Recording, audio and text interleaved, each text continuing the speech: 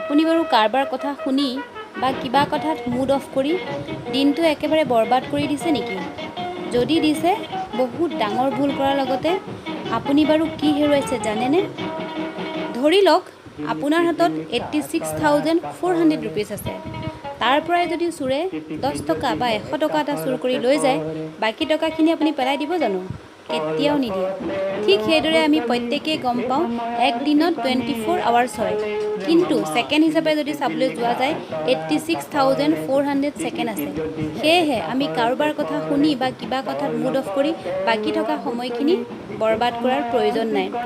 জীৱনত যদি আগুৱাই যাবলৈ মন আছে তেন্তে হ'লে এই মূল মন্ত্ৰটো মনত ৰাখিব। বন্ধুসকল, তথ্যটো শুনি কেনে পালে কমেণ্ট বক্সত কমেণ্ট কৰি জনোৱাৰ লগতে মোৰ এই চেনেলটো ছাবস্ক্ৰাইব, শ্বেয়াৰ আৰু লাইক কৰিবলৈ নাপাহৰিব।